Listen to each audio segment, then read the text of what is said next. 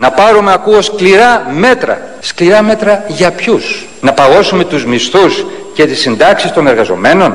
Θα λύσουν το πρόβλημά μας τα 500 εκατομμύρια ευρώ που θα εξοικονομήσουμε από τους μισθωτούς και συνταξιούχους? Είναι λάθος το πάγωμα των μισθών όταν πρέπει να ενισχυθεί η ζήτηση στην αγορά για να βγούμε από το τέλμα. Είναι λάθος η περικοπή των δημοσίων επενδύσεων όταν αυτή η χώρα χρειάζεται να επενδύσει στο μέλλον της. Είναι λάθος να φορτώνονται φόροι τα μεσαία και τα χαμηλά εισοδήματα όταν αυτό που χρειάζεται είναι να υπάρξει δίκαιη αναδιανομή και να πληρώσουν οι έχοντες και οι κατέχοντες. Και είναι λάθος βεβαίως να κοροϊδεύουμε τους πολίτες. Τα μέτρα που περιλαμβάνονται σε αυτό το νομοσχέδιο είναι βασικά εισπρακτικά, κοινωνικά άδικα και αντιαναπτυξιακά. Είναι η προτελευταία πράξη ενός φορολογικού εγκλήματος. Αντί να στηρίξει, η κυβέρνηση φορολογεί. Εμείς γι' αυτό μιλάμε για κυβέρνηση των φόρων. Το στίχημα για το ΠΑΣΟΚ είναι η συνέπεια σε ένα πρόγραμμα που δεν είναι ένα πρόγραμμα που τάζουμε λαγούς με πετραχίλια. Δεν κάναμε αυτό που έκανε ο κ. Καραμανλής το 2004, να υποσχεθούμε τα πάντα στους πάντες. Στις συνθήκες κρίσης, κατά κανένα τρόπο δεν πρέπει οι εργαζόμενοι να πληρώσουν το λογαριασμό. Ειδικά στις συνθήκες κρίσης, πρέπει να υπάρξουν μέτρα στήριξη του εισοδήματος. Δηλαδή, όταν η ΓΕΣΕ βγαίνει χτες και λέει ότι 2.200.000 άνθρωποι ζουν κάτω από το όριο της φτώχειας, όταν βγαίνει και λέει ότι το 1/4 των εργαζομένων στην Ελλάδα, το 1/4 των μισθωτών του συνόλου αμείβεται με κάτω από 700 ευρώ, τότε πια υπάρχει πρόβλημα.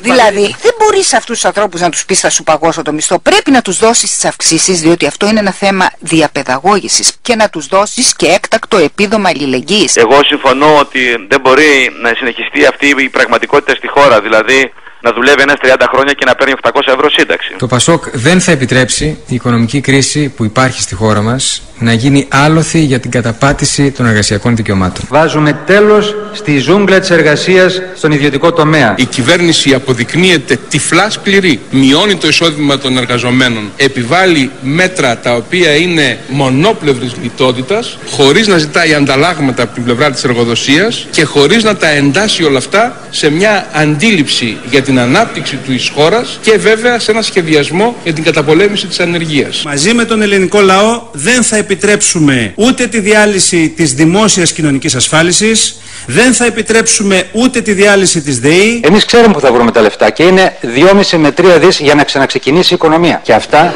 επειδή με ρωτάνε πολλές φορές πού θα βρείτε τα χρήματα, εγώ σας ρωτώ, πού πάνε σήμερα τα χρήματα? Γιατί λεφτά υπάρχουν. Υπάρχουν χρήματα. Υπάρχει κανένας που να αμφισβητεί ότι αυτή η χώρα παράγει πλούτο? Επιτέλους το να συζητούμε για παροχές είναι υγιές. Η πλειοδοσία σημαίνει υποκρισία. Ο υποκριτής θα φανεί αν κερδίσει τις εκλογές και δεν πραγματοποιήσει τις υποσχέσεις του. Δεν είμαστε αυτή η περίπτωση εμείς στο ΠΑΣΟΚ.